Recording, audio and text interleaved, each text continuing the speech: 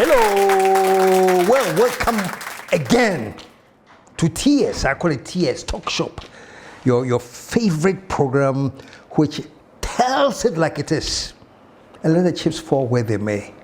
In here, wherever the chips will fall, let them free fall, let them free to fall.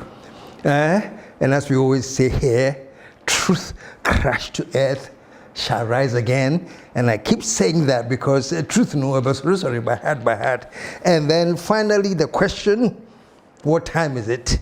And finally your answer. Nation time. And folks, another reminder, on the 19th of April, something is happening. Is that there is not only one person that's resurrecting.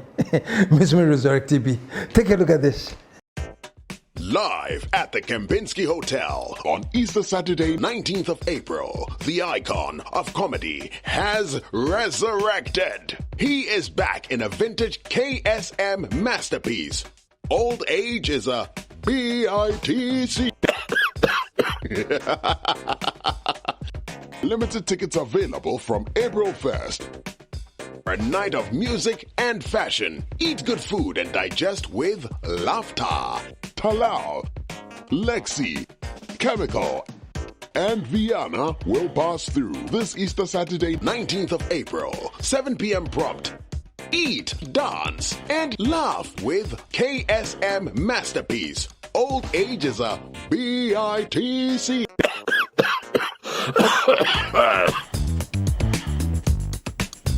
KSM is crazy. Well, thank you. We're back. Let's get the show on the roll. What are we talking about today, folks? I just want to draw your attention to certain things, especially when we sit here and we talk about nation time, when we say the nation should be our priority and not a political party. Feel free to join any party. I keep saying that, folks. Feel free. You can join whatever party, but I'm saying that party can never be made bigger than the nation. And I continue saying it. I just want to tickle your mind with something interesting today. I am challenging anybody out there. Go out there and ask. You know, the NDC, the party, they says we are social democrats. Yeah, social democrats. And then the MPP party says, property owning democracy. So we have social democrats, we have property owning democracy. Now this is my challenge to you, all of you out there. I want you to spend time, go out there and ask people. Would you should be a bisano? Oh, yes, our boss, madam, it's saying, please, what do you understand by a social democratic? Or say we are, then ask them, what do you understand by a property owning democracy? Feel free. Go ask anybody. Ask from academics, a doctorate, whatever, to the lowest person you can find, even those who have never stepped their foot in school. Ask them about these students, whether they are social democrats or whether they are property owning democracy. I want you to ask them.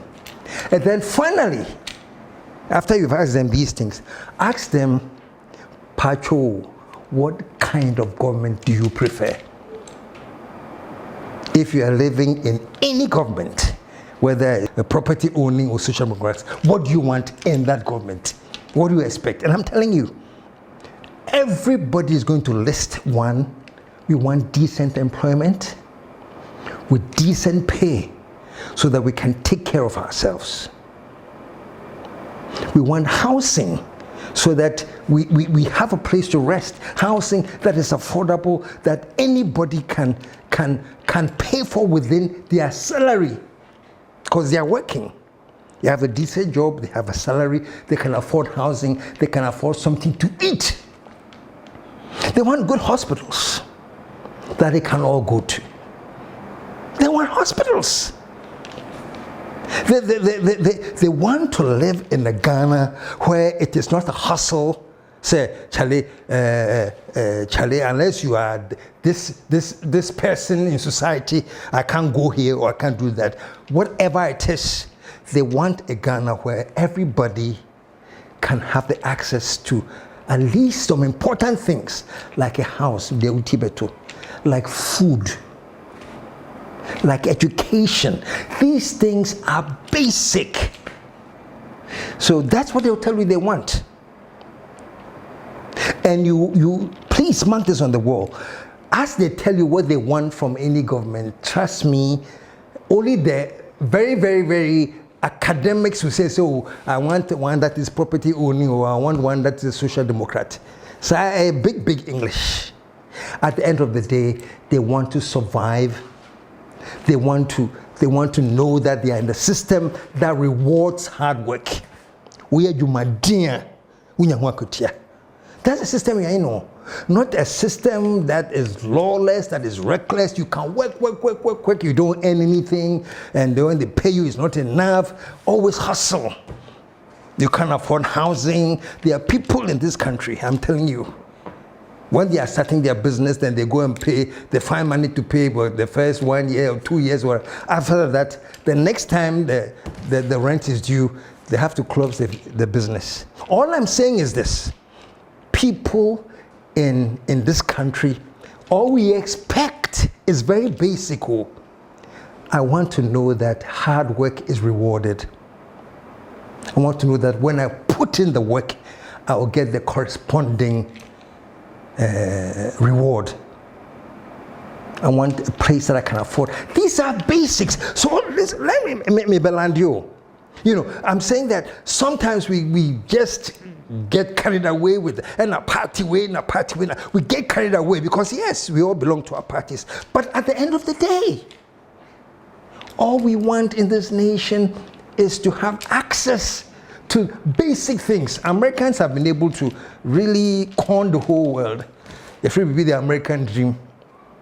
What is the American dream? That you have a house, you have an employment, and you have good health. It has been coined as the American dream. That if you work hard in America, you can achieve the American dream. And everybody is biffy. American dream. Why don't we think about how we can bring these basics to Ghana? That's all I'm saying. And that is what we want at the end of the day. And after this long talk, all I'm saying is this. We want Ghana to succeed. And here's the thing, folks. Whoever is leading Ghana right now is Mahama and the NDC. They are leading Ghana. If they fail, you'll be silly to think, say, Charlie, Mahama failed, NDC for failed. No! Ghana! I failed. We are the ones who are going to sweat. Why? Because they failed. And if they succeed and exceed all expectations, actually,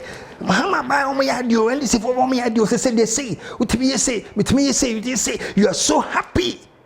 Because if they exceed and they actually succeed, you and I succeed. Now, folks, basically it's the same thing with any other party.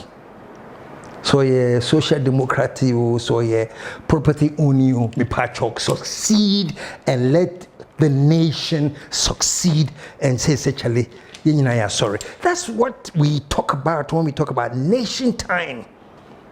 It's not time to focus on the nation. And my last episode I did, and I saw that some other media had carried it, and they were talking about how I am not happy with the speed of the NDC and how I think that things are slow. Let me say this, folks, and this is very, very important, especially to the NDC in power and to the President, His Excellency John Dramani Mahama. As I said in the last episode, I see that you have some vim. Why not? Your Excellency, you had almost 6.6 million votes. 6.6 million. That's amazing number of votes to get. 6.6 million. And I think that amounted to, I guess, 56 plus of the percentage, 56 plus. This is what I'm saying. And I'll continue to say. All the almost 6 million people that went out to vote because you were able to energize them. The energy that you showed was able to ginger them, say, Charlie, if he says he's going to make these changes, and yeah, let's go and vote because we need that change. And I've been saying this all the time, that even the number of votes showed that the people were ready to change. Look at the amazing parliamentary majority. Is it 187 seats? 187 from 130 something? Marsha, all I'm saying is that the leap, the success was phenomenal. And I'm saying that phenomenal success was based on things that Ghanaians had and things that they needed. Of course, the NPP had been in power. People had been frustrated. They had their goods, they had their highs and the lows, and generally people have been frustrated and people wanted the change. And not only did they want the change, they voted massively for it. So folks, you got that massive vote. You got that amazingly super high majority. Won't you follow me? So you get this amazingly super high majority, all these massive votes, and then what is happening? People, if you think it's KSM, you conduct your own poll and see whether this is a KSM thing or whether this is the general feeling. The general feeling is that, Charlie, the majority of 187 plus in Parliament, there are almost 6.6 million votes for the executive, was just a way of saying, sir, please, we want to give you all the momentum you guys need, so please move. That's all I'm saying. Oh. And I'm saying, and I'm challenging anybody. If you say, oh, this is what KSM is ranting about, no, forget me, put me aside. Bring in your gurus who do first had anything, polling. Take the polls around and listen to the general feeling of dismay that things sort of have slowed down.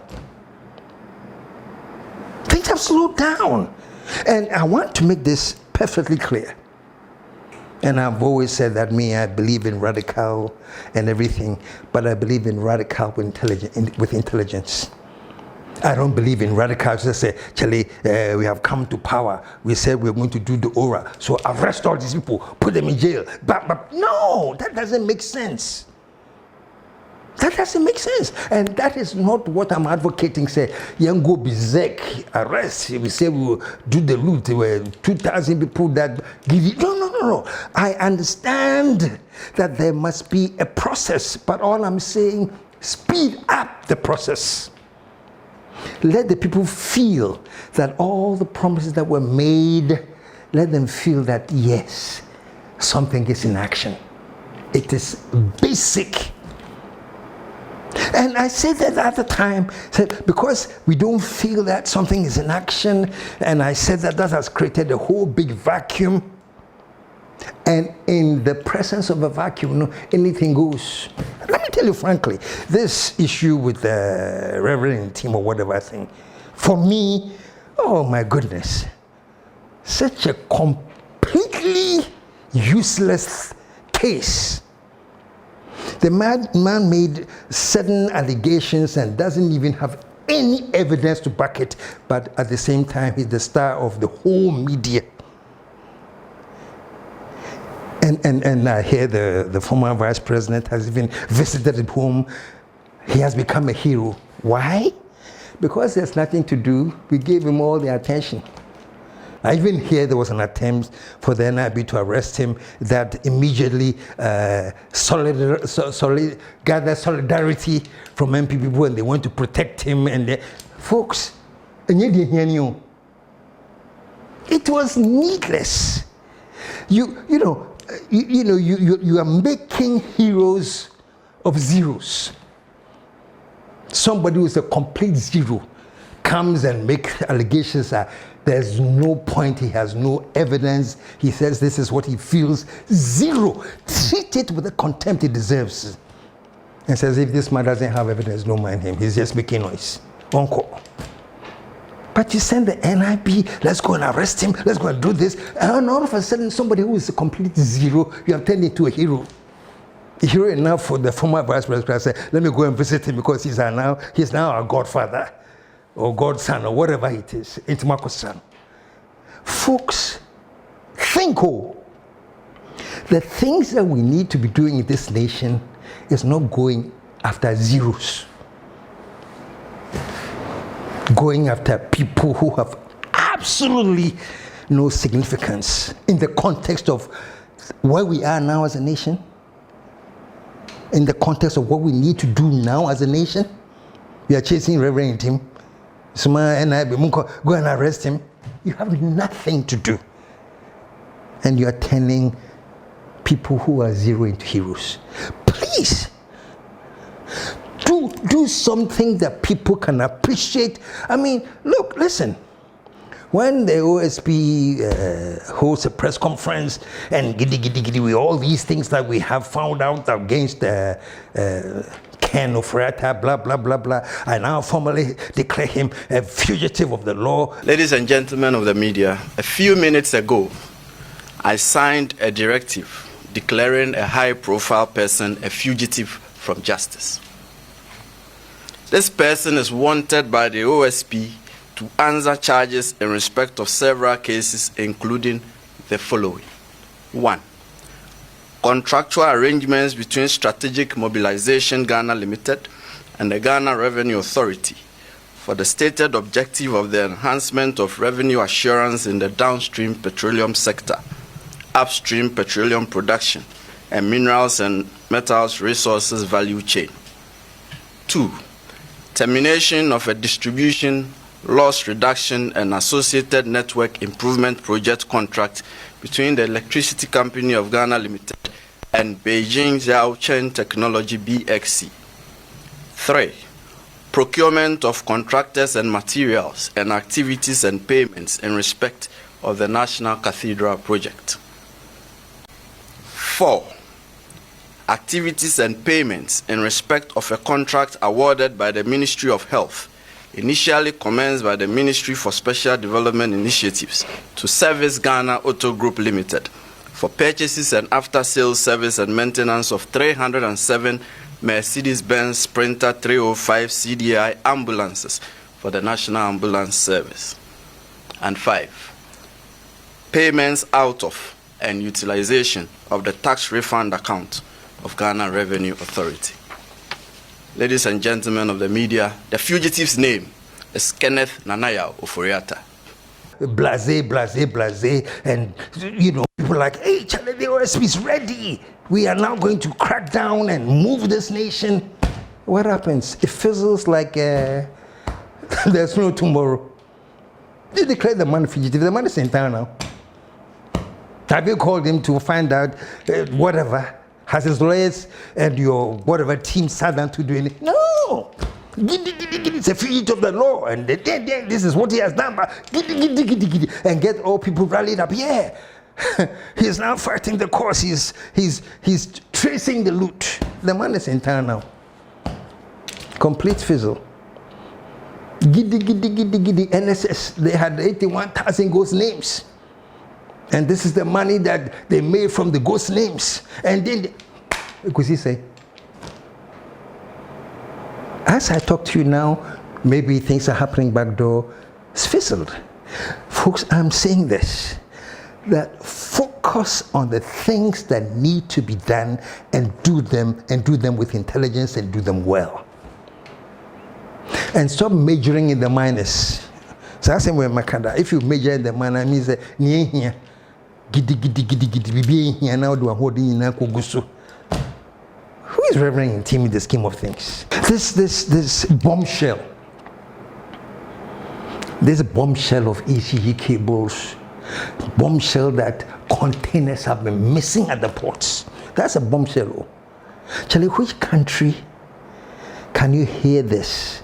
That they import several containers of equipment for the electricity company, and it arrives at the port, and then Ira. We can't track it. The former managing director says, well, maybe they have not been lost or stolen, maybe they have been misplaced. Containers don't get missing. Containers can get misplaced. Now, blah, blah, blah, blah. This is where intelligent people are thinking, Charlie, there are some serious gaps in this country. There are some serious loopholes, and people are raping the country through these loopholes. Focus on it and move it to the end so that everybody, all of us will understand. So this is what has been happening at ECG or whatever, and it goes back how many years? Even if it goes back 20 years, we have discovered this is what has happened. All those who have been involved for the last 20 years, they are all looted. Bring them all. That's the kind of action we're looking for. Charlie, house cleaning, if you say you're cleaning the house and start afresh with resetting, it's a major thing. But here's what I'm trying to raise. What happened to all that talk about ECG? Mem? What happened to all the cables that were seen as far as Gorso? Tankers were articulated tracks with the cables, stolen cables. Mem? Why? Because Reverend Tim said some planes have arrived in Accra. Yeah, mobile. But as I said the last time, and as I repeat, it is because there's no serious agenda on the table for national development that we are focused on to discuss. There's no serious agenda. And that's all I was saying. I don't care how anyone will try and twist it. KSM wants Mahama. No. I'm just concerned that all the energy that we have to rebuild this nation, if we don't actually take advantage of the energy and the vim to rebuild, it will fizzle. I mean, that started fizzling already. When we were told that Lutununkwa, what's the name? Orankwa, they've discovered 2,100 something cases of loot. In total, the number of complaints received amounts to 2,417. So those who had any doubt about how relevant and how timely the president's intervention was at the time, this is your evidence. 2,417 complaints received. 2,000 plus cases of loot.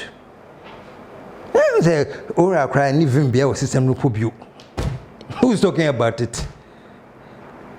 And this is what I was saying. I'm not saying that the whole world should stop because you have oral, just fixated on oral. No. But things must be going on, including oral. This apparent scandal at the National Service Secretariat, it can't be allowed to fizzle. Look at the monies you were saying were being raised in a month, and then in a year that were going into people's pockets free. We were sitting out somewhere. This is what you came to tell us, that this is what is happening. The loot at National Service. If anybody has information as to what is going on and what is the active updates on these things, maybe fine. But we should be aware. These things must be happening so that we know that actually the change has come and we're moving towards resolution of all the looting and then say, oh no. And that's where we have to clearly come out. Say, this is where we stand now. It is a must. It is a must. And when I did the other episode, I was not only talking about the loot. I think it would be wrong for everybody who is saying, actually, support everything down, let's go and chase the loot. Let's chase the loot as well as doing other things that are necessary to be done. Don't forget, this promise of an eventual 24-hour economy is hanging on. This is the 24-hour economy clock.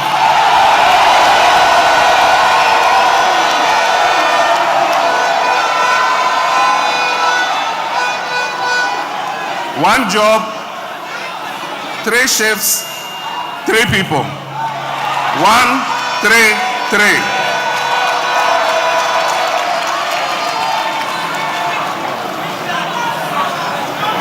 One job, 3 shifts, 3 people. Obiabe Didi. And make no mistakes, folks. Ghana for baby Bissau. You think they've forgotten? Today, as we sit now, are we not asking the MPP, so what happened to all the money about the Village One Dam? What happened to One Village One Dam? Are we not asking? You say you give every constituency $1 million, say every year, say every month. Are we not asking? Today, as you and I sit here, are we still not asking MP for more? Say 1D, 1F.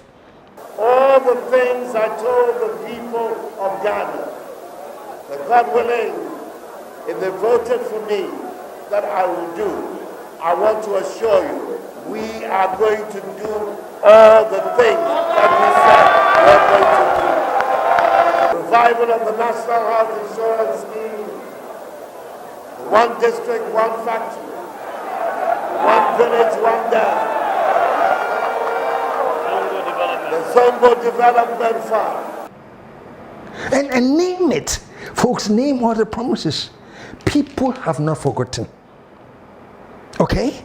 Similarly, if under a new administration too, some of the promises are still hanging, of course, I don't expect a 24-hour economy to come 3 months after.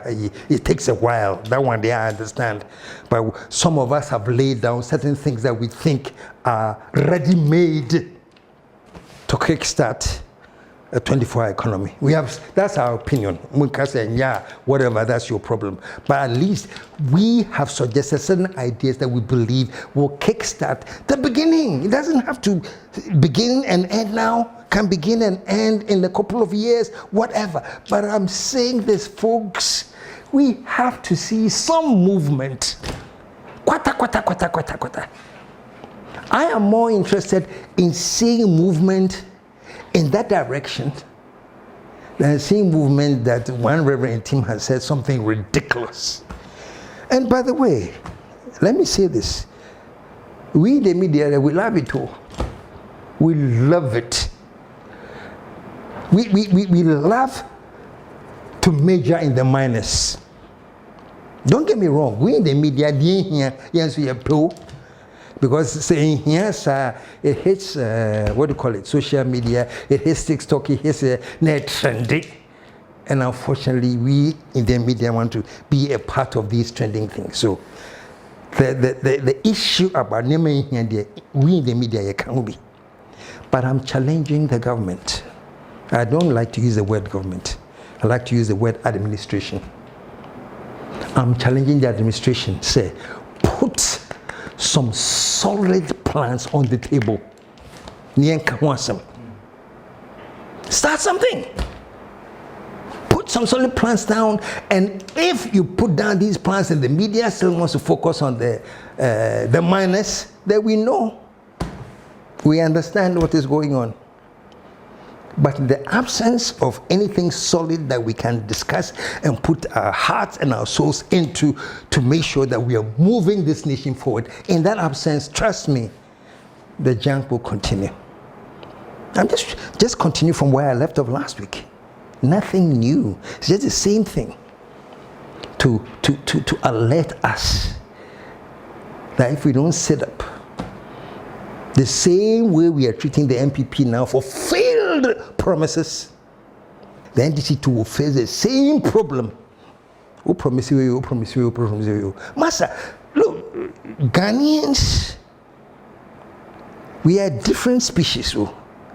And you are people who are politicians. So I'm leaving this to you because you are politicians and you have ruled Ghanaians and you continue to rule Ghanaians. So I think the best people to know more about the nature of Ghanaians are you politicians. And you know us.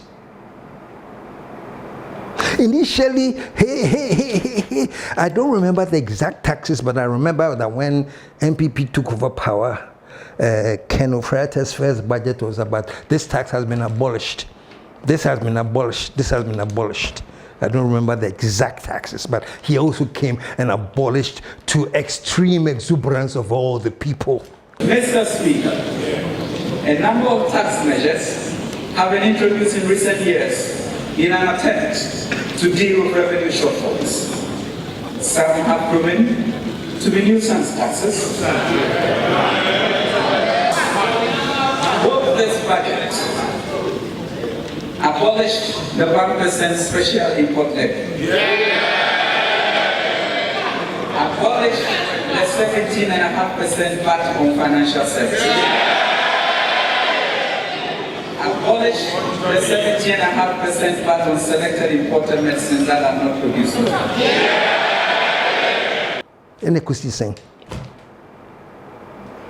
So it's like we are reinventing things. So Ato Forcing also comes in, and similar to what Ken did, he also starts with abolition of certain taxes that are a pleasure to abolish.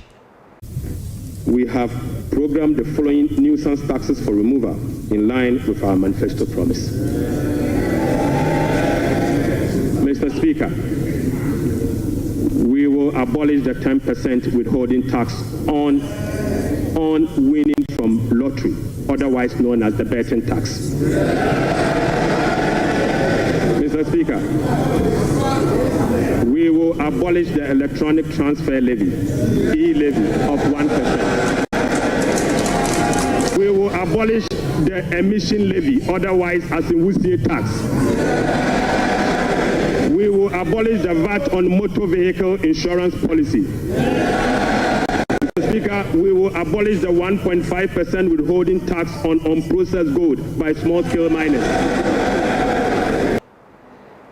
But I'm saying this, though, whatever you think these taxes brought in some revenues, and all these revenues somehow the country won't get. So we should now be focusing on what other strategies are being put in place to make sure that we don't lose out on the revenues, that the nuisance taxes we're creating. We have this in place, we have that in place. Come out so that we know what is in place, so that we know what we're talking about, folks. Look, one thing too that I want to make you guys aware, there's a generation called the Gen Zs. Yeah, do you know my generation? I don't even know whether we had a name for it, you know. And so there's all these, the generation that you are going to be dealing with for the next election. It's not going to be this people walking around here today. The Gen Zs, they are coming. And let me tell you something. The Gen Zs, whether you like it or not, whether you believe it or not, they are internet savvy. They be no more internet, so they are reading, they are checking. Because of the internet, they know a lot. You'll be surprised what they know. And trust me, the era where a politician can mount a platform and talk blah, blah, blah, blah, is slowly moving away. I know certain things are still entrenched in certain areas. We are still very, very entrenched with their dogma for religion, dogma for tribe, dogma for all these nonsensical things that have nothing to do with national development. But trust me, the Gen Zs are coming. The Gen Zs are coming, and that's all they know. That's all they understand. What is in it for this country? Because I want to know what is in it for me. And in order to know what is in for me, I have to be aware or have to know that there's this national development taking place and that it has room for me. That's the kind of electorate you're going to be encountering. So don't please, Please, let me say it again. And even before the election, I said that I don't even think that with the nature of where we need to go and where we are now, I don't even think that whoever takes over the presidency will need a honeymoon. You have to hit the ground running. And to the NDC too, who has now taken over power, there's a lot of euphoria now. But I know that Jay himself knows that he has no honeymoon. You know why? Because you've been on before. And you went and you tried to come back again. It wasn't possible. And you have finally done and you're back again. So JM, you yourself know that there's no honeymoon for you. So Your Excellency, please. And I always say this, that I get glimpses of that inside you, that you would rather be running. But maybe take it that this is my observation, and maybe I'm wrong. But my observation is that that backing that you need from that super majority is missing. One person, who we used to tease and call him coming from, what was the word? Micro minority. One voice from the micro minority alone sometimes keeps the parliament in hostage. Why? It is very, very, very easy, very, very easy to hijack discussions in parliament with needless things, because so I'm charging all of you who are supposedly in a great majority, help your president. When he's talking with the vim and things that he wants to do, please let him be comfortable that I have a strong parliament behind me. The other day I was talking about, that's why I say we should introduce vetting to bring in parliamentarians. And I did another show for the young ones who have now entered the parliament. And I'm saying, sure, we used to laugh at the old folks who, ya Brendan Kokrano, ya Brendan Marijuano. Now let's make room for the younger breed. We are going to take charge and we are going to change the direction. Now it is in your hands. All you small young ones that are in power. If you get, how do you call that word? Have you read the book Animal Farm? Animal Farm. Animal Farm. Go and read the story. Right? When the oppressor or somebody who is being oppressed finally gets power, instead of him saying, I've been so oppressed, I felt the oppression, I lived the oppression, so now that I have power, my main objective is to make sure that I free you from the oppression, because my phone would die. So now that I have power, my main objective is to make sure that I don't want anybody to free oppressed anymore. But Animal Farm tells us that is not human nature. Human nature is this: I was under oppression and I am free, and now I am the master, so I will oppress you too.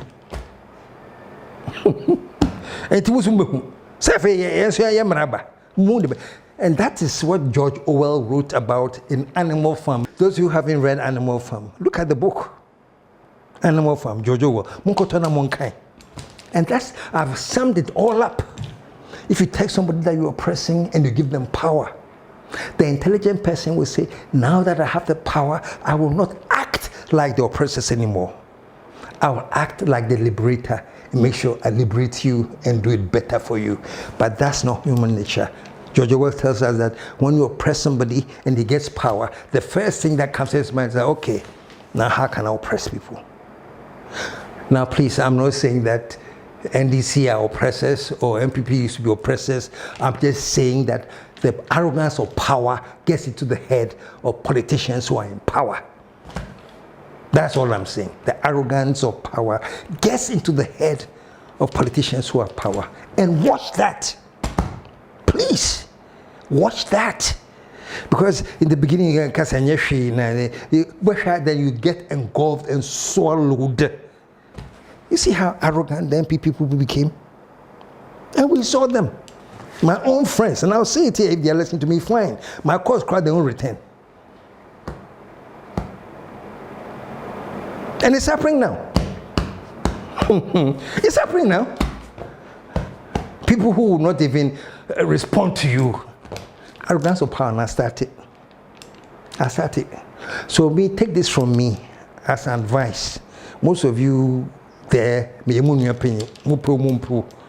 May your opinion. Into what I'm say, may Ulu. You can think it's Ulu do Casado to Mumiano. Cocrades, I know. More fun, sir. But me catch him and say, I cocra now, as someone may catch him about womb. Take it from me. Humble yourselves and understand, and be there to do dynamic things that will shock Ghanaians. Say, hey, you know, very recently I saw a post from John Dumelo. I think there was some traffic light at the East Legon, Okonglo Junction. The traffic light has been off for about a month or two or whatever. And then I saw him that he has personally engaged some people to fix it. So I think the whole announcement was that now finally the traffic light has been fixed. John Domele, congratulations. Thank you for fixing traffic light. But you know something? If we have an efficient, dynamic, working system, this problem is for the ECG. They should have people at ECG who are monitoring where the lights are working, where the lights are not. They should be monitoring 24/7. And when the lights go off, they are supposed to replace it. So it has become the job for the MP in the area to say, oh, Makoya light, no. And as much as our previous Makoya light, no, but let me remind you that it tells us what kind of system you are in. Our minister, deputy minister for agriculture. I'm not hearing groundbreaking ideas beyond some agricultural things beyond coming up with fixing traffic light. That's the country we live in. But very soon, when Ghanaians hold you to task and ask, where is the beef? Oh my God, this is like an old joke, right? Actually, those of you who have stayed in the US before, long ago, when I say where is the beef, you understand it. But I think even in the context of what I'm talking, you understand what I'm saying. Where is the beef? I brought the enemy for more. So I'm begging, Your Excellency, you know I respect you. You are my friend, and there's nothing but the success that we all want to succeed begins with having something dynamic on the table. I want to hear some amazing things. And other than the NMIB is going for Reverend team. Stop turning zeros into heroes and concentrate on turning Ghana into a world-class nation. Folks, that's it for TALKSHOP. We'll be back again. You know we're back again. And when we come back, as you know, as we always end, man, as we always end, Ghana will rise again.